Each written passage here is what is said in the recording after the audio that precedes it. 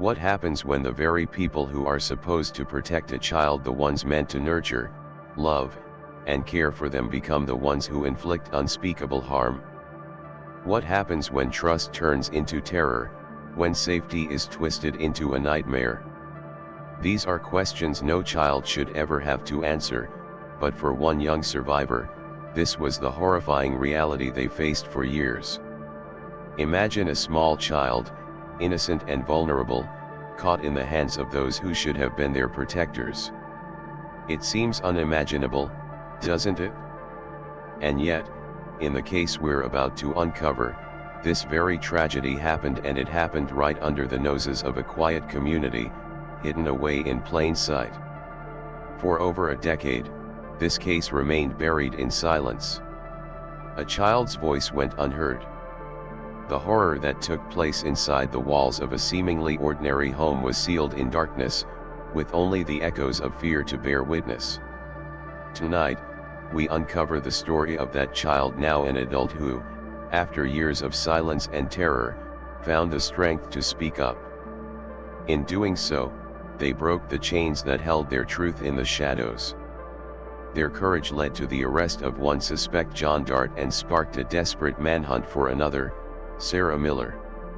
This is the story of how a crime that spanned years and remained hidden for so long finally came to light, and how the determination of one survivor changed everything. It's a story of unimaginable cruelty, but also of hope, strength, and the pursuit of justice. Before we continue with this chilling story, I want to take a moment to welcome all of our viewers. If you're drawn to true crime stories filled with suspense, shocking revelations, and raw emotion, then you've come to the right place. Be sure to subscribe to the Crimes of Passion channel and turn on notifications so you never miss a moment of our gripping content. Now, let's dive into today's case, a story that will keep you on the edge of your seat, from start to finish. In December of 2023, a case that had been dormant for over a decade was about to be reignited by a single, seemingly unrelated conversation. It all started during a routine investigation, one that had nothing to do with the horrors that would soon unfold. The room was filled with the usual hum of paperwork being shuffled, notes being taken, and detectives running through their usual line of questioning. Nothing extraordinary.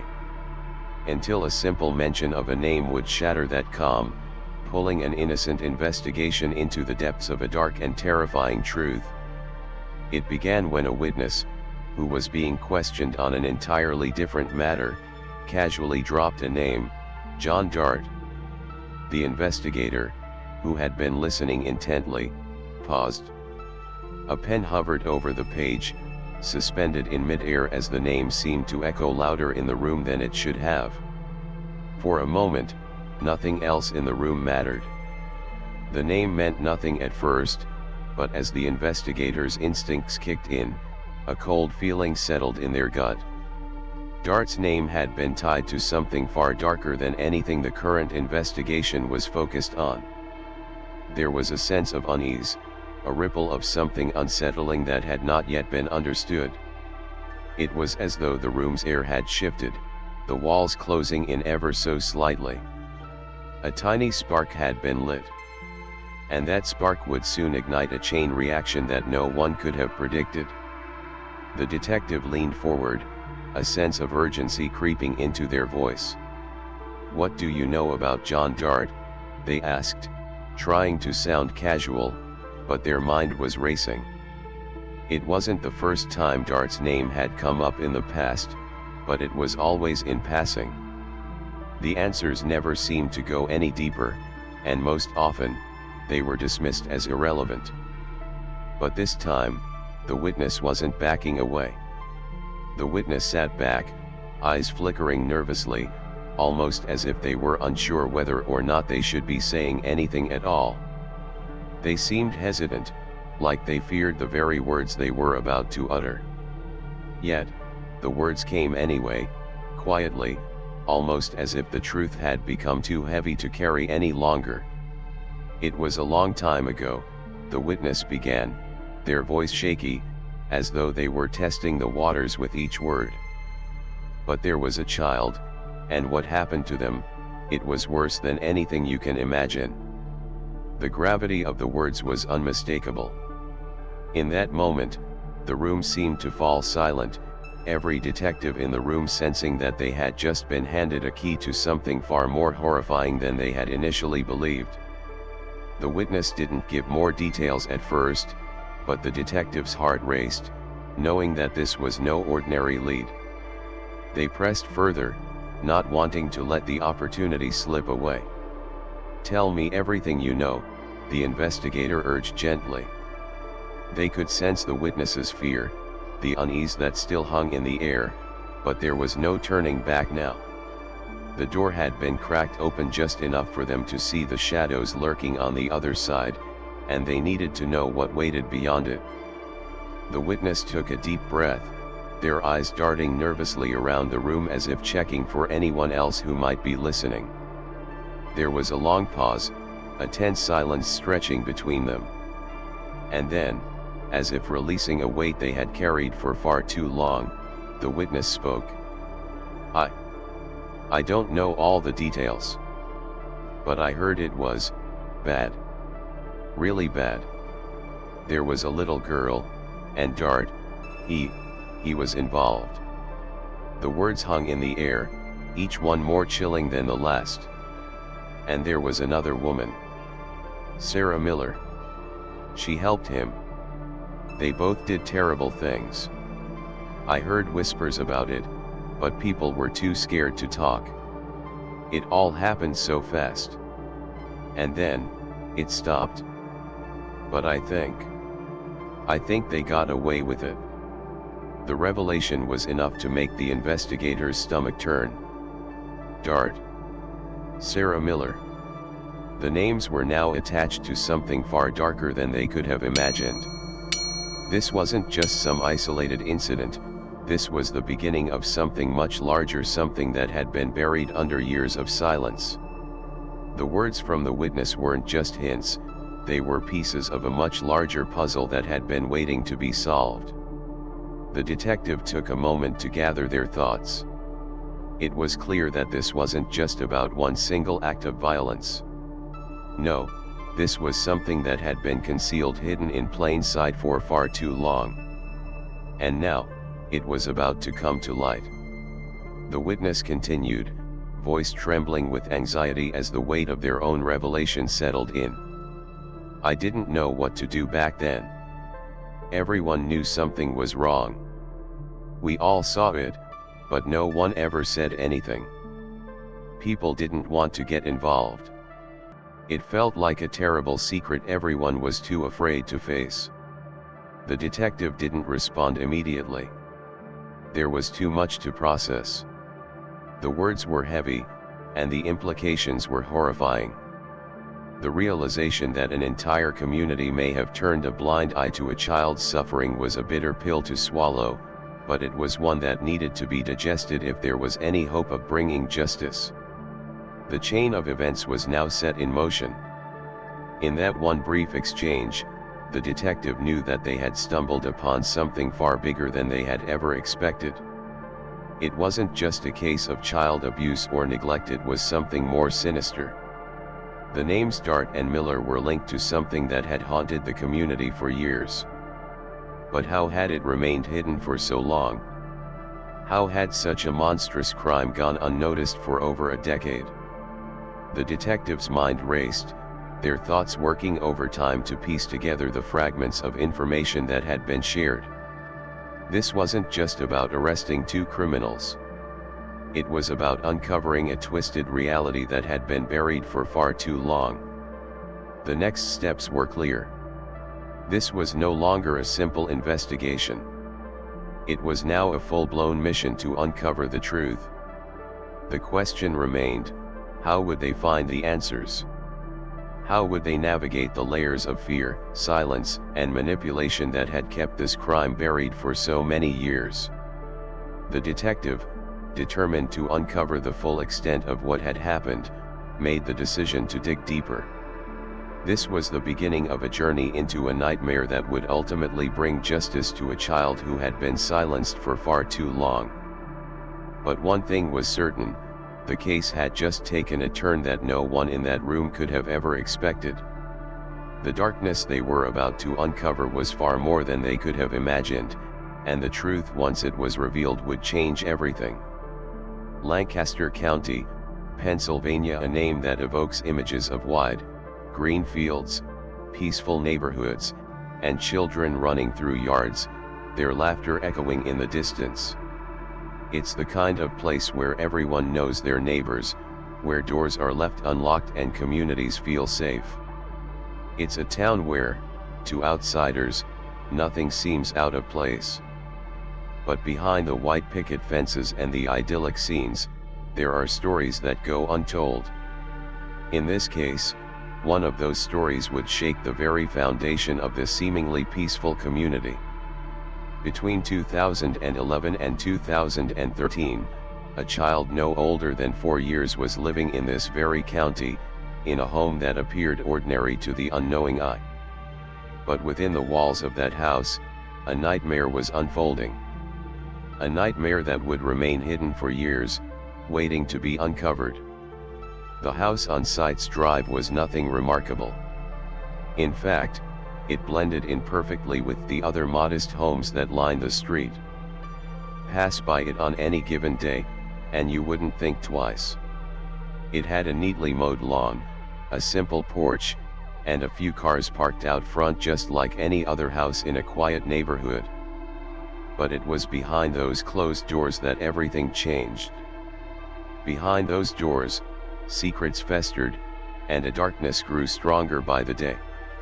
John Dart and Sarah Miller, two adults who should have been the very people a child could trust, were the ones responsible for the unimaginable suffering of that little girl. They were supposed to protect her, care for her, love her. Instead, they took away her innocence, her sense of security, and her very sense of self. The victim, now grown, would later recount the events that transpired within those walls. With tears in their eyes and a voice trembling with emotion, they would describe the horrors they endured, the memories that still haunted them to this day. The memories of a bedroom where innocence was stolen, a place where the very essence of a child's trust was shattered. The memories of a basement dark, cold, and suffocating, where punishments were carried out, not as discipline, but as cruelty. And, most terrifying of all, the memories of two adults who manipulated and terrorized a small child, twisting their world into something unrecognizable. It's important to understand how this abuse began and how it unfolded. A child of 4 years old, vulnerable, impressionable, and trusting, was trapped in a home where the very people responsible for her care turned into her tormentors. At such a young age, she didn't have the words to understand what was happening, let alone the strength to escape it. Instead, she was forced to live in a constant state of fear, uncertainty, and isolation. The bedroom, a place where children are meant to feel safe and comforted, became a place of terror for this little girl. What should have been a sanctuary was instead a place where the worst things imaginable took place. A place where the warmth of a comforting parent's embrace was replaced with the coldness of abuse. A place where the normal rituals of bedtime stories, kisses goodnight, a sense of peace were ripped away, replaced with something far darker. And then, there was the basement. The basement, which should have been a place for storage or perhaps a place to escape the heat of summer, became something entirely different. It was a place of isolation, a place of punishment. The child would often find themselves sent to the basement for hours at a time, alone, scared, and with no one to turn to. There was no light, no warmth, just the oppressive darkness that seemed to swallow them whole. The basement wasn't just a place of physical isolation, it was a psychological prison. In those dark hours, the child was forced to face their worst fears in silence, with only their thoughts and the sound of their own heart pounding in their ears. There was no way to escape the terrifying uncertainty of when or if they would be allowed to leave. The child had learned quickly that disobedience or resistance would only result in more punishment, more suffering. The terrifying aspect of this abuse wasn't just the physical torment, but the psychological manipulation that came with it. Dart and Miller weren't just physically abusive, they were masters of psychological control. They manipulated the child's sense of reality, making them believe that they deserved this treatment, that they were the ones at fault. This manipulation turned the victim into a mere shell of themselves, a person too afraid to speak up, too afraid to trust anyone, even if there were people who might have been able to help. This wasn't the kind of abuse that could be easily seen from the outside. There were no bruises to show, no obvious signs of injury that would raise alarms in the neighbors. But behind those closed doors, Dart and Miller worked to break down a child's spirit in ways that words can hardly express.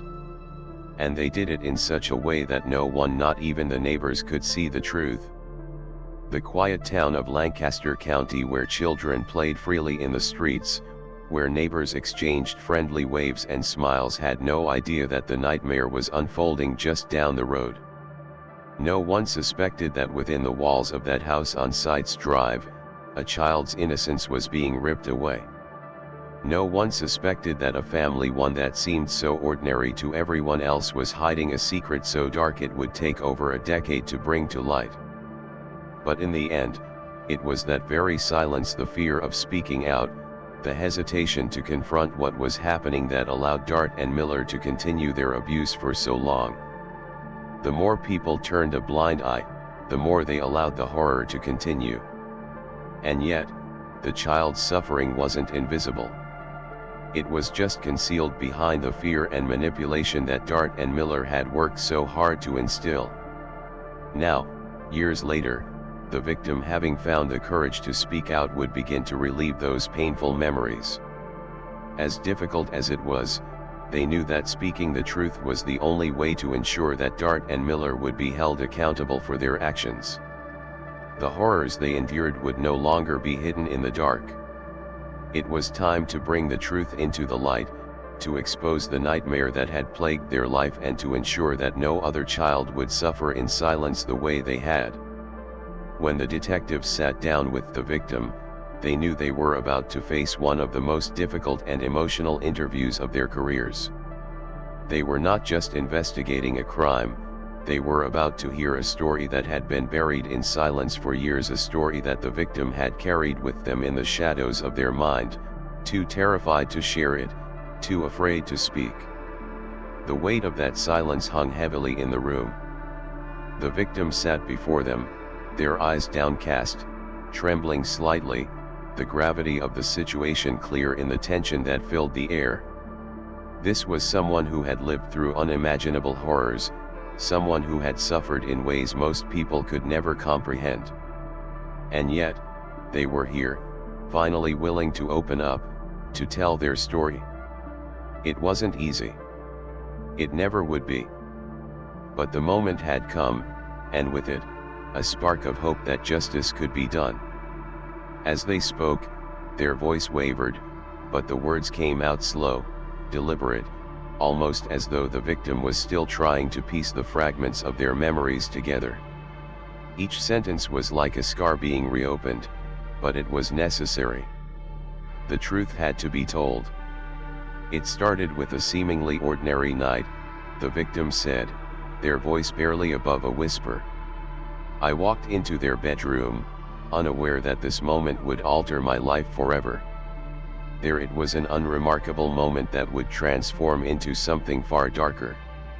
A seemingly innocent decision to enter a room, unaware of what was waiting inside. But for the child, that one night would become the first of many. What followed was a nightmare that would repeat itself, over and over again, like a horrific cycle that trapped the victim in its grip. At first, the child didn't understand what was happening. They were too young, too innocent, to fully comprehend the sinister actions unfolding before them. Confusion filled their mind as they tried to make sense of the events, but there was no understanding, only fear. Fear of the unknown. Fear of what was coming next. Fear of the two adults who were supposed to care for them, but instead turned into figures of terror. As the victim recounted the events, it became clear just how quickly fear had overtaken them. Dart, the man who should have been their protector, manipulated them into submission with threats and intimidation. The child learned, in painful silence, that resistance had consequences they could never escape. Dart would use his words as weapons, wielding them like a blade, cutting deeper into the child's already fragile sense of security. "If you don't obey, you'll be a bad kid and end up in the basement," Dart would say, his voice cold, his words ringing with a cruelty that left no room for questioning. The victim would freeze, heart pounding, body stiff with terror. The basement was not just a room in the house, it became a place of ultimate punishment, a place of isolation and torment. It was where the child's worst nightmares would come to life. And so, the child learned to comply. Not because they understood the reasons for the abuse or the twisted logic behind it, but because they had no other choice. They learned that survival meant obedience. They learned that to resist was to face even greater horrors, and the fear of those horrors was enough to erase any will to fight back. The child wasn't just physically subdued, they were emotionally broken, their spirit crushed under the weight of constant manipulation and terror. The basement, a seemingly mundane part of the house, became the epicenter of the child's suffering. It was where the worst punishments were carried out, and it was a place where the child was made to feel invisible, forgotten, discarded. The basement was the embodiment of everything cruel and unfair. It was a dark, suffocating space, the very air in it heavy with the sense of isolation. There was no comfort, no warmth, just the coldness of the walls and the coldness of the adults who used it as a tool of control. The victim described the experience of being sent to the basement stripped of clothing, left alone in the dark for hours, unsure of when or if they would ever be allowed back upstairs. The coldness of the room seeped into their bones, the darkness pressing in on all sides. Time seemed to stretch on indefinitely, with each moment feeling like an eternity. The sense of hopelessness was overwhelming, and the child had no way of knowing if the situation would ever end. But the basement wasn't just a physical punishment. It was a psychological one. The child's cries for help were muffled by the walls, swallowed by the darkness, and left unheard. There was no escape from the torment, no one to intervene, no one to protect them from the terror that awaited them in that cold, lonely space. The child was forced to endure not just the isolation but also the crushing weight of believing that no one would ever come to their rescue. The victim's words continued, their voice growing quieter as they spoke of one particularly chilling incident. On one occasion, they said, "Dart pointed a small gun at me. He said, 'This is a warning.'" The significance of that moment was clear. It wasn't just a threat. It was a promise, an unspoken guarantee that if the child ever spoke out, if they ever tried to break free, the consequences would be dire. The child was trapped, not only by the physical abuse but by the looming threat of further violence. The gun, small and menacing, became a symbol of Dart's control, a tool used to enforce his will and remind the victim of the constant danger they were in. Every time the child hesitated or showed resistance, the gun loomed in the background, a chilling reminder that their defiance would not be tolerated. And so, the victim learned to shrink, to make themselves smaller, to avoid drawing attention to themselves. They learned that speaking out was dangerous, that asking for help was futile. The silence that enveloped the child wasn't just the absence of sound, it was the absence of hope. It was the absence of safety. In the darkness of that basement, Time passed slowly, but it was never truly measured. The victim would later recall the sense of helplessness that came with being trapped in that endless void, unable to tell anyone what had happened, unable to explain the horrors they had endured. Their cries were drowned by the cold, and their fears were hidden by the walls that trapped them in silence. This was just the beginning of the child's suffering, the first chapter in a long and painful journey. As the interview continued, the victim bravely shared more details, more of the horrors they had endured, more of the ways Dart and Miller had twisted their world into something dark and terrifying. But even as they spoke, it was clear that the healing process had only just begun. The road to justice would be long and difficult, but now, at least, the victim's voice had been heard. For the detectives sitting across from the victim, it was clear that this case was far from ordinary. The cruelty of the abuse, the manipulation, and the unrelenting terror the victim had experienced, these were not just isolated acts of violence. They were part of a pattern, a strategy designed to break the victim's spirit and leave them voiceless. But now, that silence was finally being broken, and the truth was beginning to emerge. The house on Sites Drive wasn't a solitary prison for just one child. No, within those walls, there were two others, two more young souls who also lived under the control and cruelty of John Dart and Sarah Miller. Each of them had their own individual memories, their own experiences of suffering, yet they all shared one undeniable truth: the horrors they faced in that house would stay with them forever. They were trapped in a web of manipulation and fear, just as the first victim had been. And though their stories were uniquely theirs, they all echoed the same chilling theme of terror and helplessness. One of the children, let's call them Alex, had a memory that would haunt them for years. It was a day like any other, at least at first, but something in the air felt different that afternoon.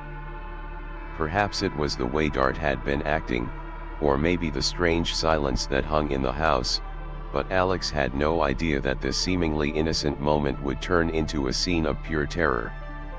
Dart had grabbed Alex suddenly, without warning. His hands were firm, his grip unyielding. There was no room for escape, no room for protest. Dart lifted Alex up effortlessly, carrying them in his arms with a disturbing calmness that sent shivers down their spine. The child's heart began to race, the sound of their own heartbeat pounding in their ears as they struggled to break free from his grasp. Panic set in, but Dart only laughed, a cold, hollow laugh that echoed in the house. To him, it was all a joke. Just another game. But to Alex, it was the beginning of a nightmare they would never forget. As Dart carried them toward the oven, Alex's mind raced with terror. What was going to happen? What did he want with them? Was this some sort of twisted punishment? Were they about to be hurt, burned, or worse? The very thought of the oven, the searing heat, the smell of something burning sent Alex into a frenzy. They screamed, kicking and thrashing, trying to break free from the man who held them so tightly. But Dart's laughter only grew louder, more mocking, as if the child's fear was nothing more than an amusement for him. In the end, Dart didn't harm Alex in the way they feared. He only tossed them aside, a callous gesture as if their terror meant nothing.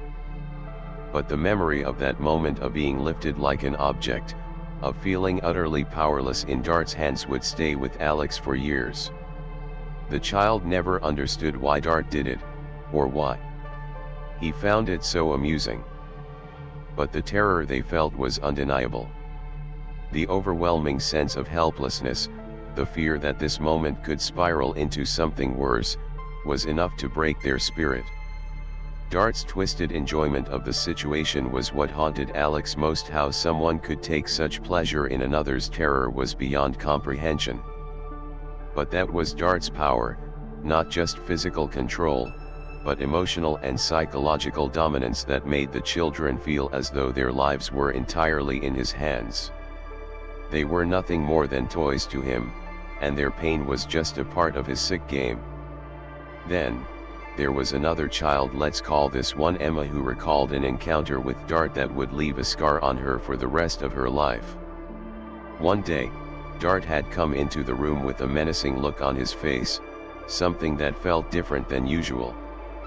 He looked at her, his eyes cold, before speaking words that would haunt her for years to come. "Who wants to be my dinner?" he had asked, the words hanging in the air like a heavy weight. To anyone else, it might have sounded like a joke, a bizarre comment that could have been laughed off.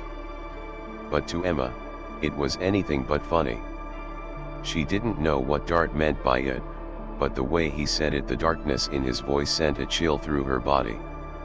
In her mind, the question wasn't just strange, it was threatening. It felt like a cruel riddle, the kind you couldn't escape, the kind that made you afraid to even ask for the answer. Emma would later describe the way Dart's words echoed in her mind, long after she had escaped the house, long after she was safe. The phrase "who wants to be my dinner" wasn't just a question, it was a reminder.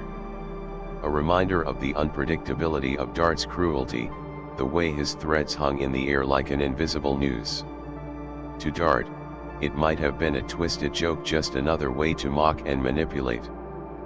But for Emma, it was a phrase that would never leave her.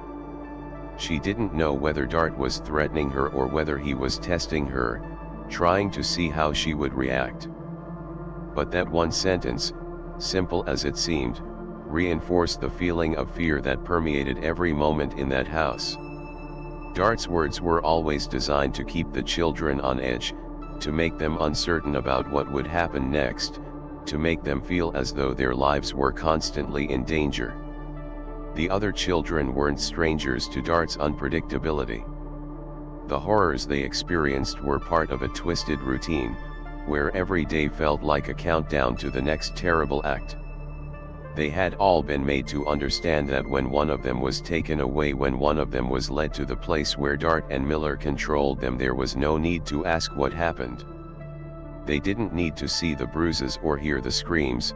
They knew, instinctively, that the child would return crying, their spirit further broken than before. There was a chilling unspoken rule among the children. When the door to the room closed behind one of them, they all knew what that meant. It meant another round of abuse. It meant another chapter in the ongoing nightmare. The victim would return shaking, sobbing, broken, but the others never needed to ask what had happened. They already knew. It was the silence of their shared suffering, the quiet understanding that nothing could stop Dart and Miller from inflicting their cruelty. They learned quickly that the only way to survive in that house was to endure it in silence. There was no room for questioning, no room for hope.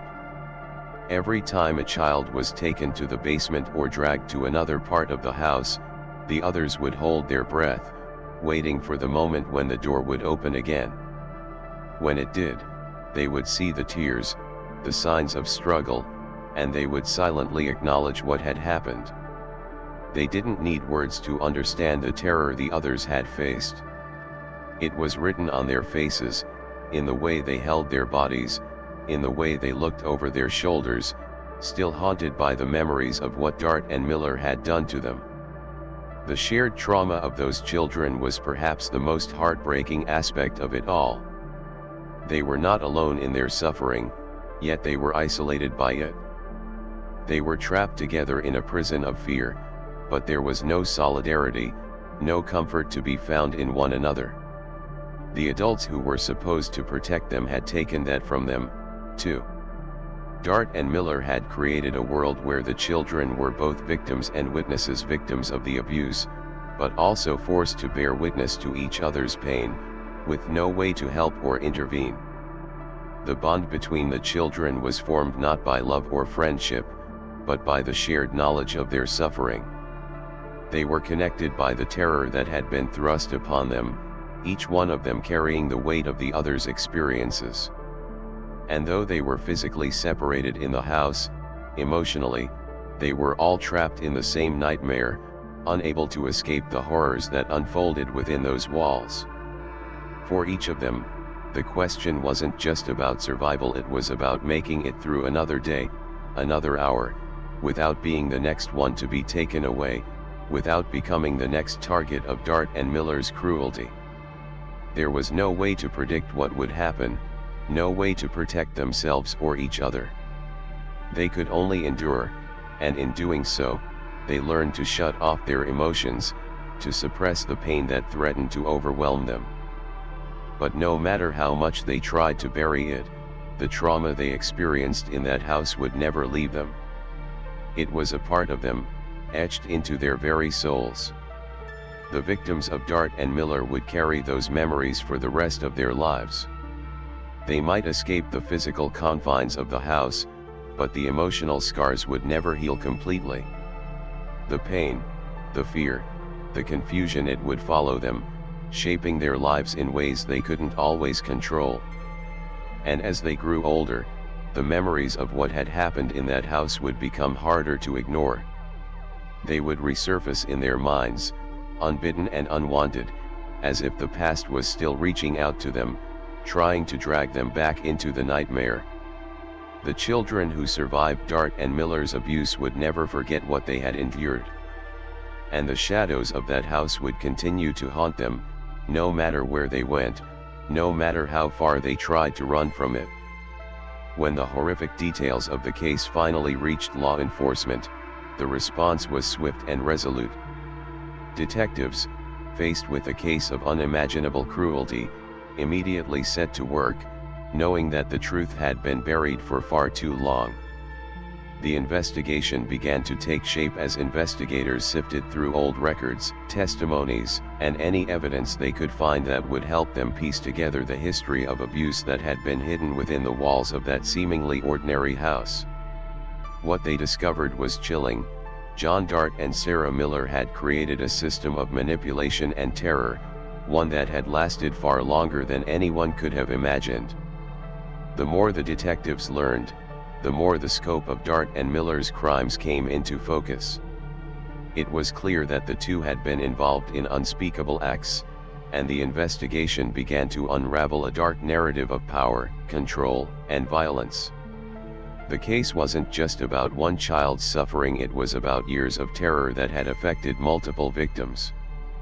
As the investigation progressed, law enforcement focused on tracking down the two main suspects. Dart, the man who had orchestrated so much of the abuse, was the first to be apprehended. On April 18, 2024, the breakthrough came when Dart was arrested in Philadelphia. His capture came as a relief to those involved in the investigation, as they knew it was a crucial first step in bringing justice to the victims who had endured years of unimaginable torment. But while Dart was now behind bars, the hunt for Sarah Miller was just beginning. Miller had been an equally integral part of the abuse, yet her whereabouts were shrouded in mystery. Despite her involvement in the heinous acts that had occurred in that house, she had managed to slip through the cracks, disappearing into the shadows just as swiftly as Dart had been captured. Law enforcement quickly realized that locating her would be far from simple. She was no longer in the area where the abuse had taken place. Her last known address in Nanoke, Loser County, was now empty, abandoned, and void of any signs of her presence. Authorities quickly suspected that Miller was deliberately evading capture. She wasn't just hiding, she had gone to great lengths to erase every trace of her existence. Investigators combed through records, scoured surveillance footage from various locations, and analyzed digital footprints, but Miller had been careful. She had covered her tracks so meticulously that it seemed as though she had never existed. It was as if she had vanished into thin air. Every lead seemed to turn cold, and the case of finding her became more complicated with each passing day. Despite the frustration, law enforcement was determined. They had one goal now: to track Miller down and bring her to justice, no matter where she had gone or how long it took. Detectives reached out to the public, asking for help, and issuing an urgent plea to anyone who might have information about her whereabouts. "We need your help locating Sarah Miller," they urged. "She is considered dangerous. If you see her, do not approach. Call the authorities immediately." The tone of the plea was unmistakable. This wasn't just a search for a suspect, it was a hunt for someone who had been complicit in one of the most horrifying cases of child abuse. With Dart now arrested, law enforcement knew that every effort needed to be made to locate Miller before she could disappear completely. She was no longer just a person of interest, she was a fugitive, a key player in a crime that had shaken the community to its core. As the investigation ramped up, detectives began piecing together Miller's history. They dug into her past, looking for any sign of a pattern, any clue that might reveal where she had gone. They scoured old addresses, looked for any family members who might have information, and tracked her movements as best they could. But Miller had taken extreme measures to disappear. It was as though she had planned for this moment, knowing that her crimes would eventually catch up with her, and she was determined not to get caught.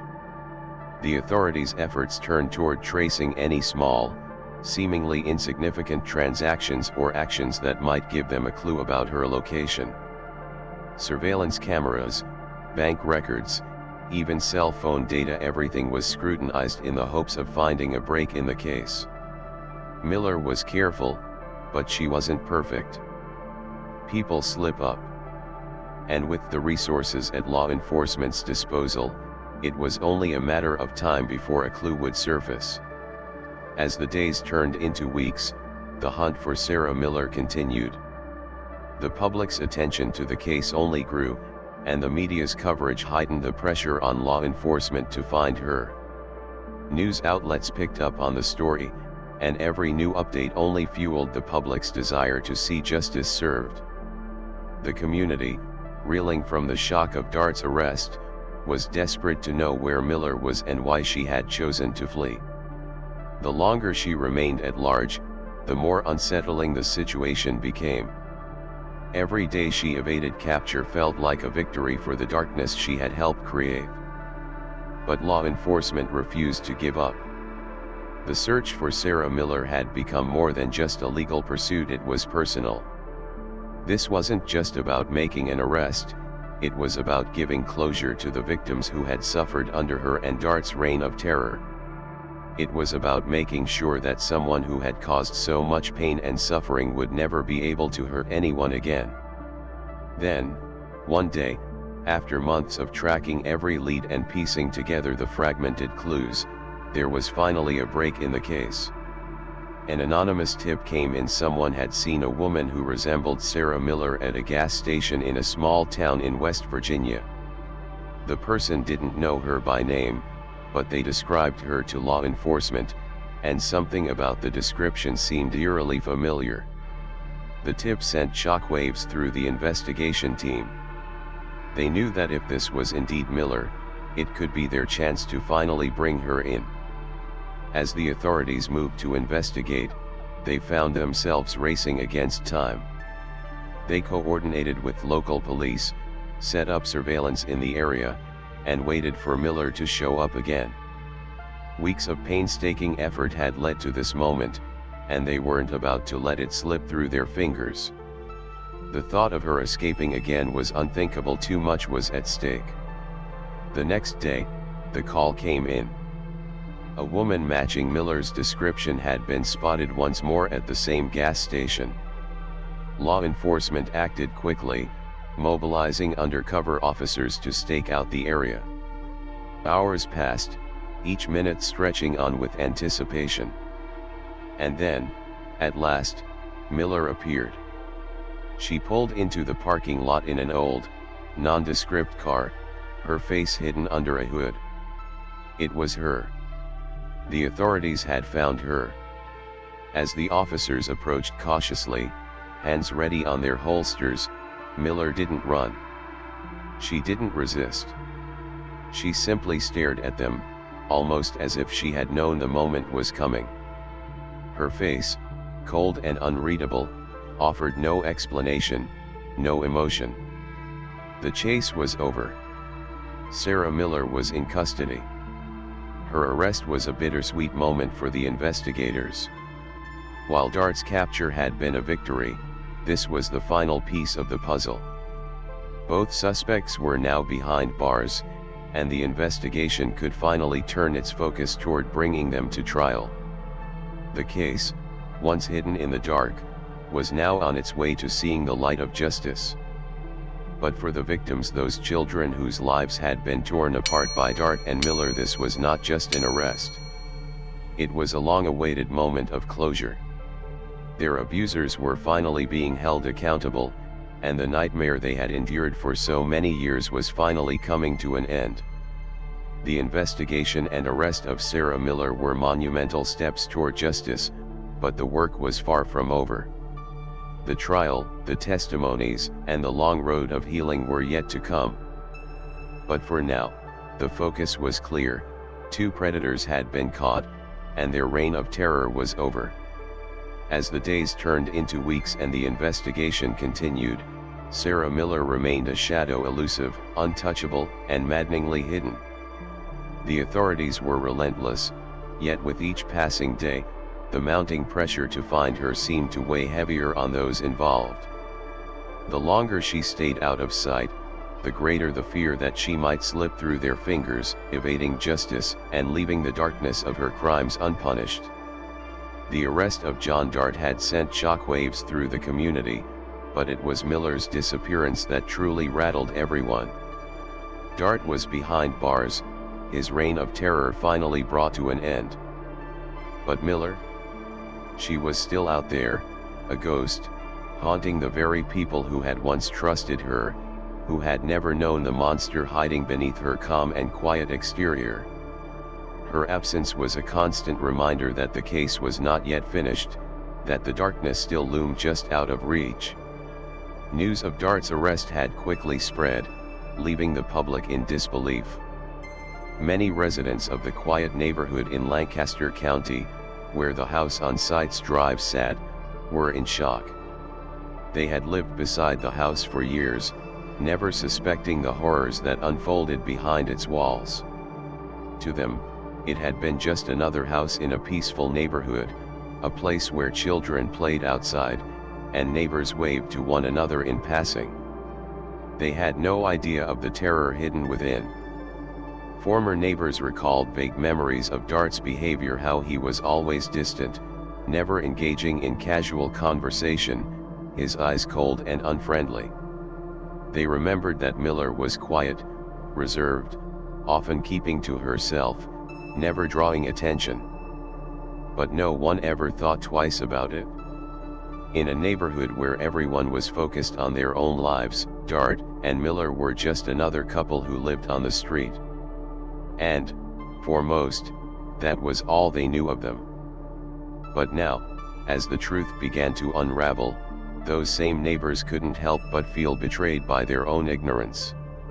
It was easy to look back with the benefit of hindsight, to see the subtle signs that might have raised red flags, but at the time, no one had ever imagined the truth. No one had ever suspected that the couple living in that seemingly ordinary house was capable of the unimaginable. For those who had known the victims, the children who had suffered in silence for so long, the revelations were even more devastating. They had never fully understood the extent of the abuse until it all came to light. And with that understanding came a deep sense of guilt and shame. One family friend admitted, their voice heavy with regret, "We saw those kids playing outside. We never knew what they were going through." The guilt was palpable.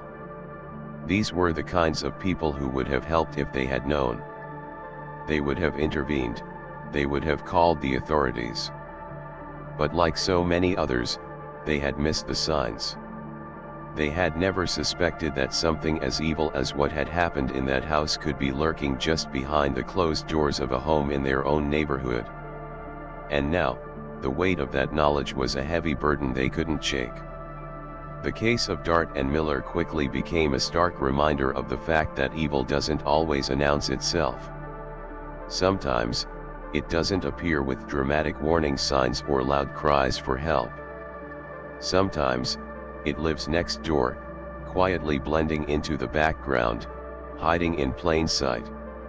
It's a truth that many had to face, that the world isn't always as it seems, and that monsters can walk among us, undetected, for far too long. As the community began to process the horror that had been so close to them, the chase for Sarah Miller intensified.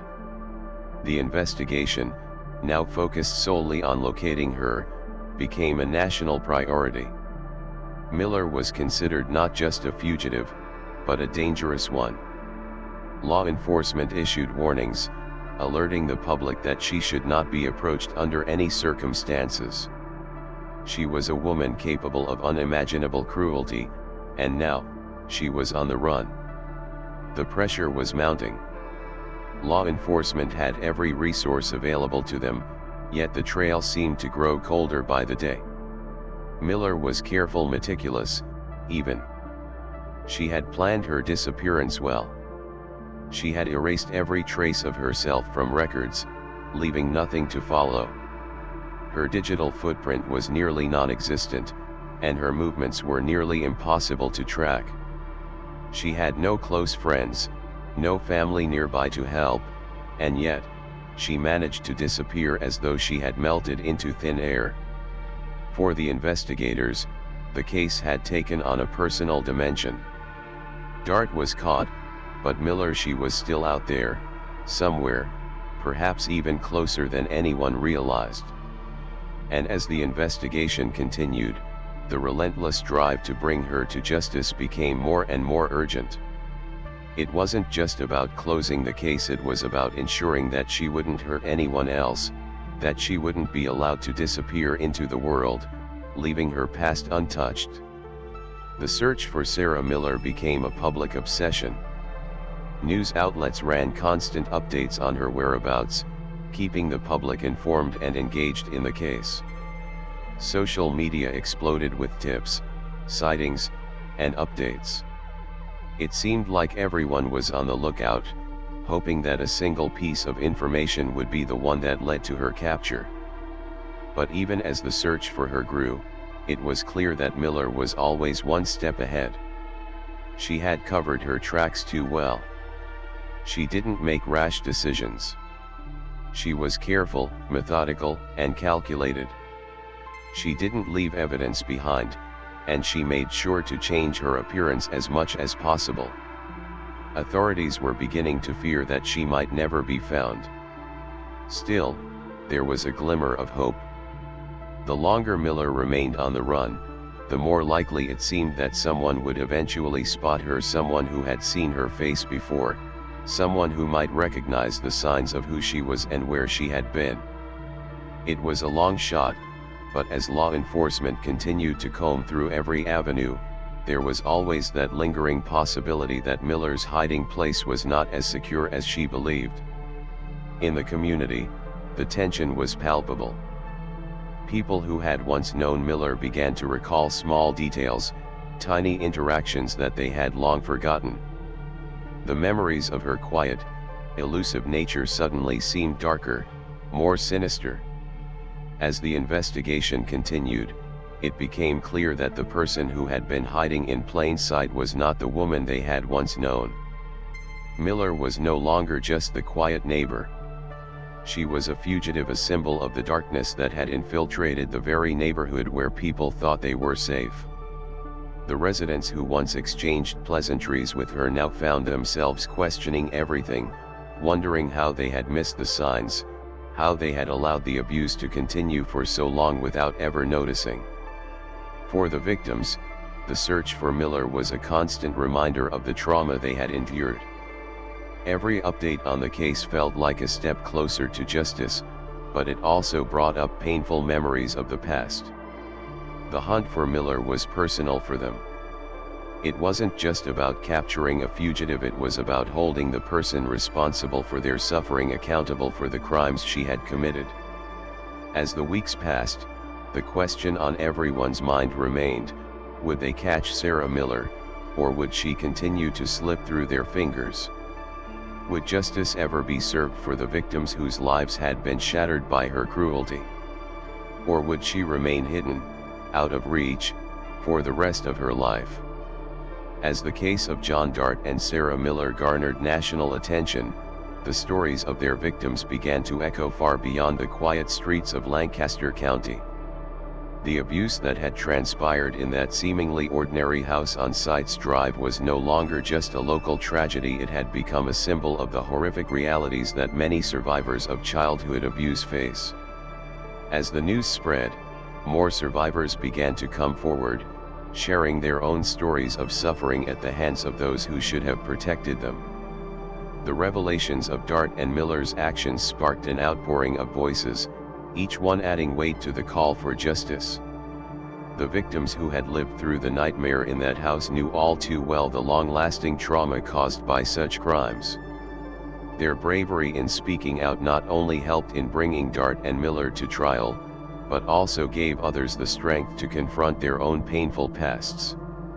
As these stories continued to surface, the collective impact was clear: childhood abuse could no longer be ignored or swept under the rug. It was a topic that demanded attention, understanding, and action. But even as the case moved into the national spotlight, Sarah Miller remained elusive. The months that passed without a solid lead only intensified the urgency of her capture. Authorities had scoured every corner of Lancaster County, traced every possible lead, and yet Miller continued to slip through their fingers. The tension surrounding her disappearance grew with each passing day, as law enforcement knew that catching her was not just about solving the case, it was about bringing an end to the pain she had caused, and ensuring that no other children would suffer at her hands. By this time, the FBI had joined the search, expanding the investigation beyond Pennsylvania, where Miller's trail had gone cold. The federal agency brought new resources and a wider scope to the search, determined to leave no stone unturned. Every lead, no matter how small, was now a potential clue. Investigators focused on Miller's financial history, believing that even the smallest transaction could lead them to her. As they sifted through records, detectives discovered something suspicious: an ATM withdrawal in a small town in West Virginia.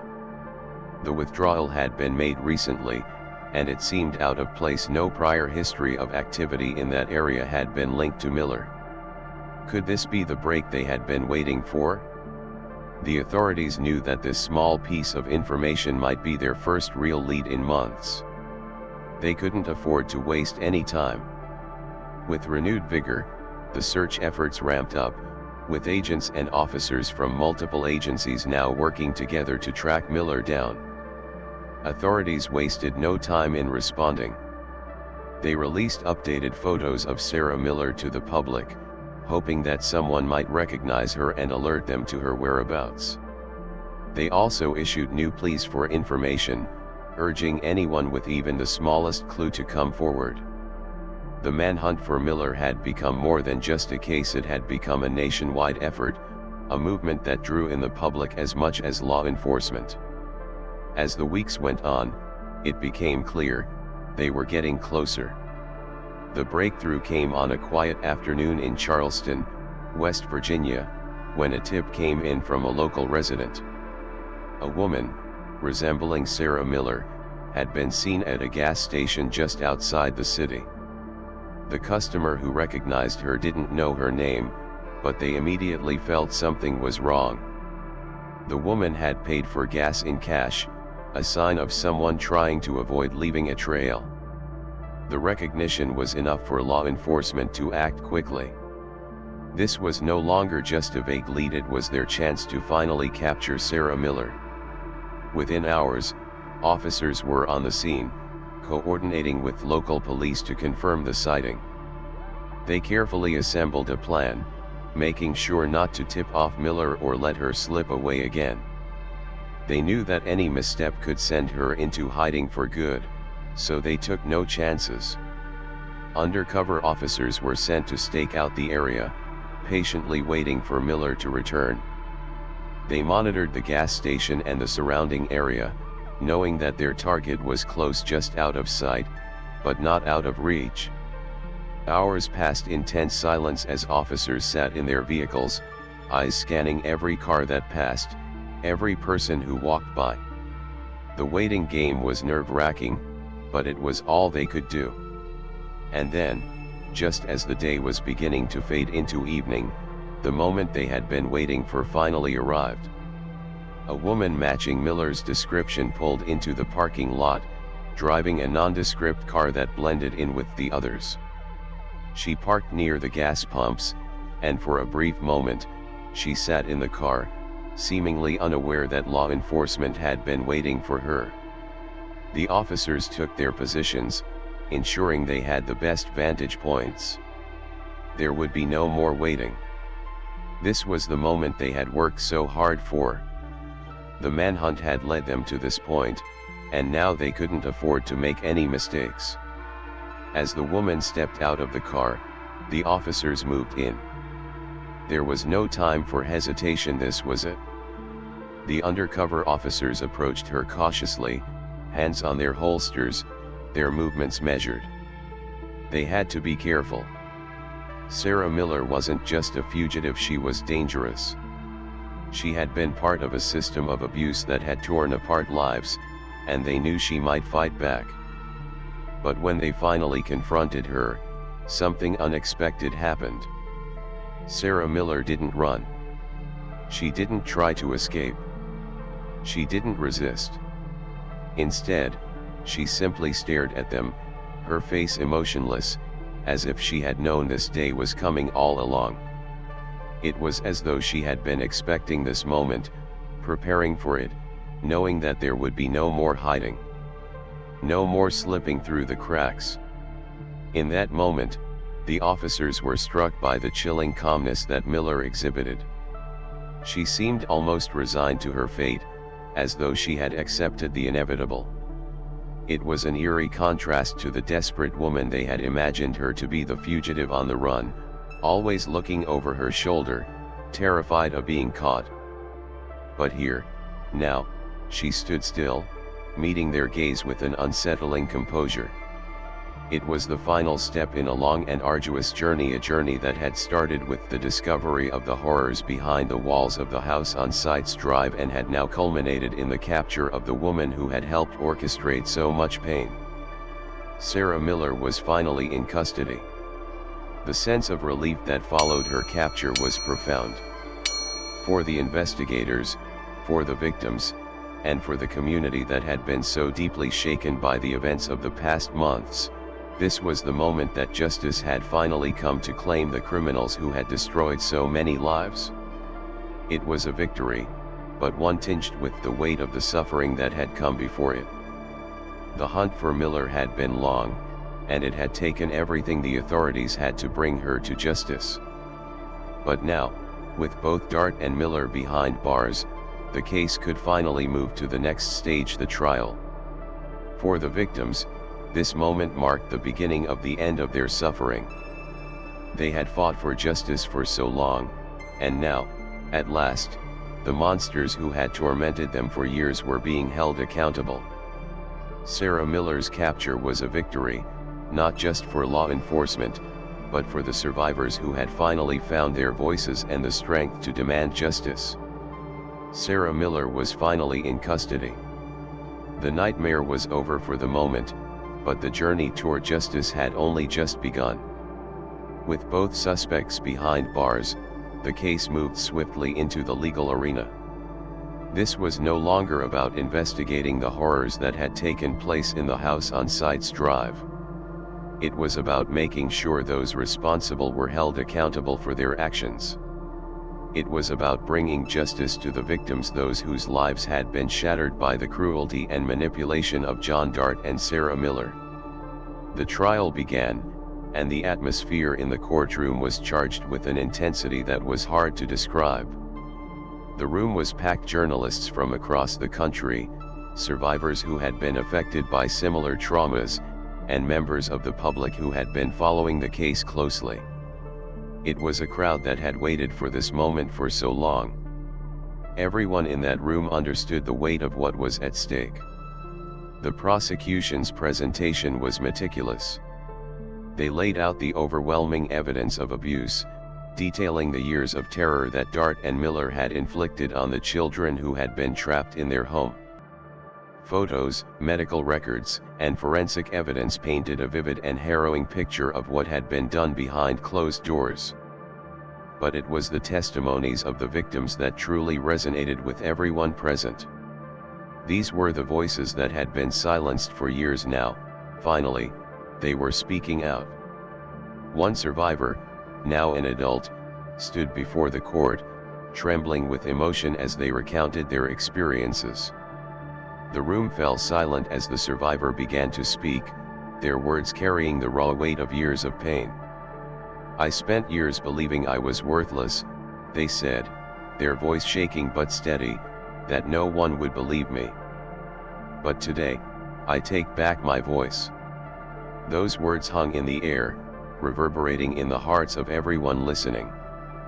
The courage it took for that survivor to stand before the court, to speak the truth after so many years of suffering, was undeniable. The tears in their eyes mirrored the tears of those watching from the gallery. It wasn't just the survivor's voice that had been reclaimed, it was the voice of every victim who had been forced into silence, every child who had been told they didn't matter, that their pain didn't count. The room was silent, save for the soft sound of sniffles and quiet sobs. There wasn't a single dry eye in the courtroom. For those who had lived through similar horrors, the words of the victim were a painful reminder of the emotional and psychological toll of such abuse. For those who had just learned about the case, it was a revelation, a sobering realization of the extent of the suffering that had been inflicted on these innocent children.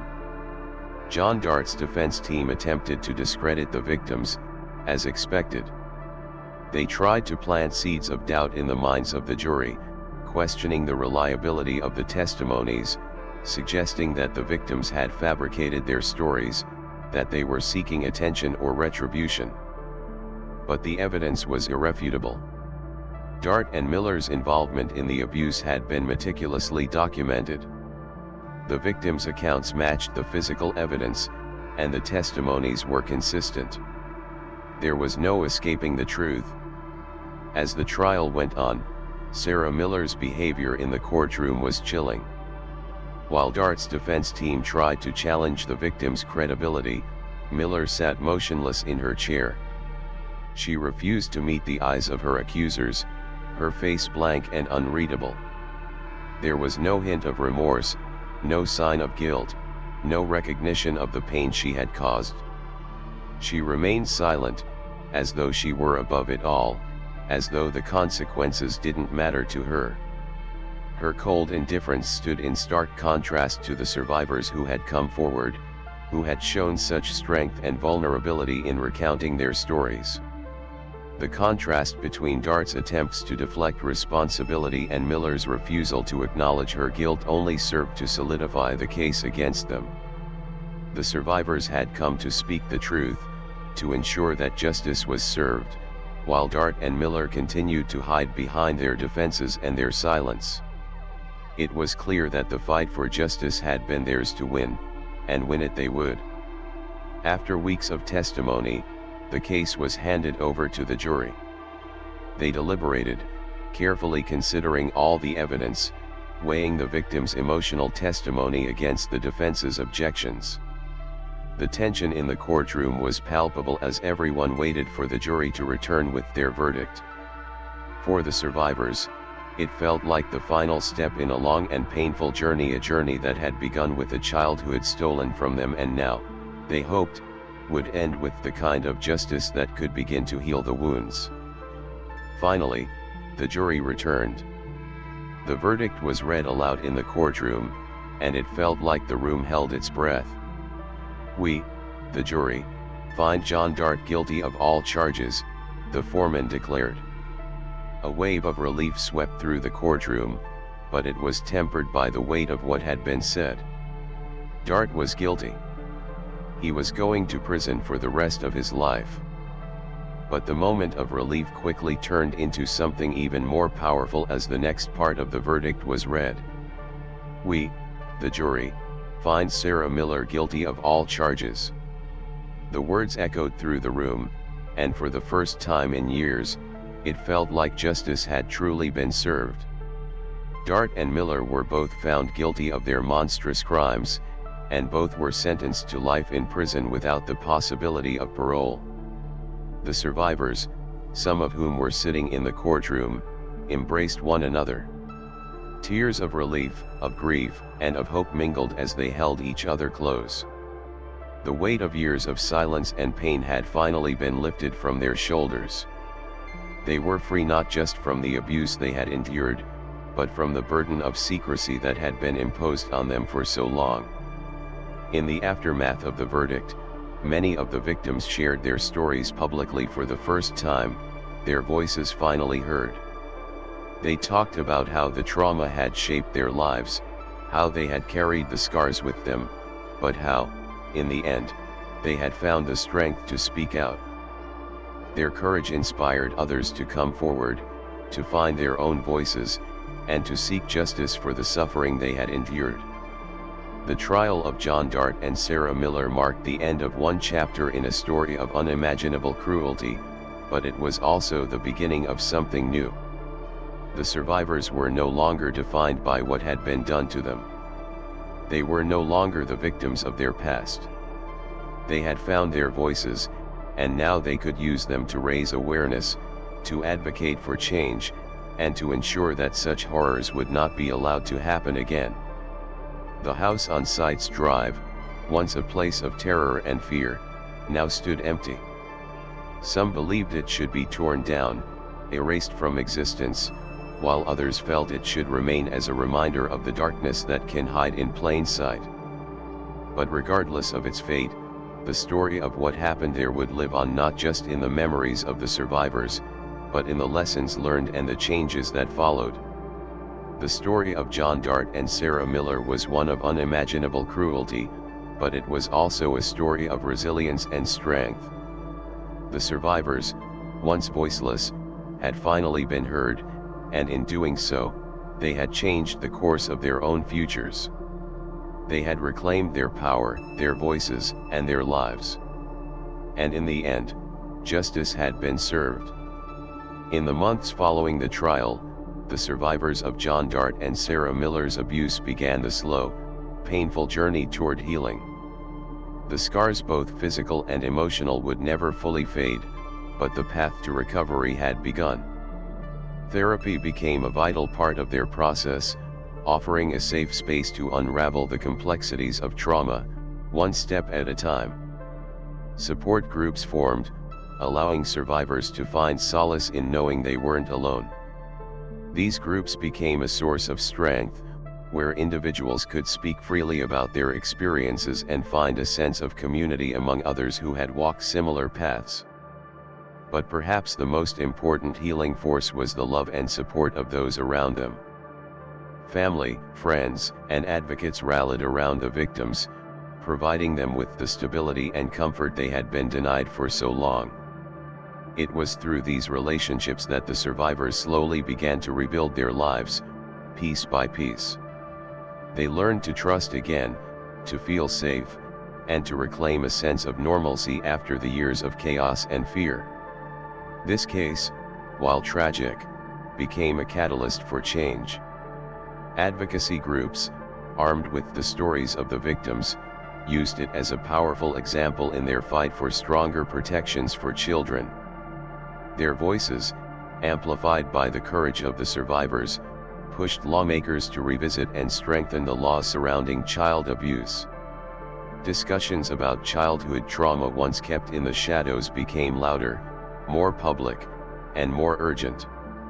The case of Dart and Miller had opened a door that was difficult to close, forcing society to acknowledge the uncomfortable truth that abuse doesn't always wear the face of a stranger. Sometimes, it comes from those closest to us.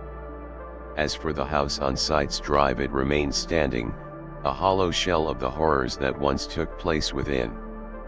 It was a reminder of the pain, of the innocent lives altered by the cruelty of those who lived there. Some believed it should be torn down, erased from existence, as if destroying the structure could erase the memories of the suffering endured inside. Others, however, felt that the house should remain a haunting monument to the dangers that can hide in plain sight, even in the most ordinary-looking places. For some, it was a symbol of the resilience of the survivors, a place that bore witness to their strength as they rebuilt their lives, even though it was also where their darkest days had unfolded. The case of John Dart and Sarah Miller was one of unimaginable cruelty. Yet, it was also a story of resilience, a story of survivors who had found the strength to speak out, to confront their abusers, and to take back their voices. The bravery of these survivors not only brought two predators to justice but also sparked a broader conversation about the ways society handles abuse cases. It shifted the narrative, making it clear that the voices of victims deserve to be heard and that justice must be served, no matter how long it takes. If there's one lesson to take away from this case, it's that silence allows abuse to continue. In the past, so many had ignored the subtle signs, turning a blind eye to the pain of children who were unable to speak out. The bravery of these survivors proved that silence is a dangerous thing. If you suspect something is wrong, if you feel that something is out of place, don't hesitate to speak up. Your voice could be the one that saves a life. You could be the one to stop the cycle of pain before it starts. The case may have concluded with a sense of justice served, but for the survivors, the journey is far from over. Healing is a lifelong process. Justice, while important, is only one step in their path toward reclaiming their lives. The fight for stronger protections for children continues, as the shadows of the past give way to the possibility of a safer future. Do you think justice was served? Was the sentence enough, or is there more that needs to be done to address the lasting effects of abuse? Let me know your thoughts in the comments below. And if you want more true crime stories like this one, don't forget to like, subscribe, and turn on notifications so you never miss an update. Until next time, stay safe, stay aware, and remember that speaking up can make all the difference.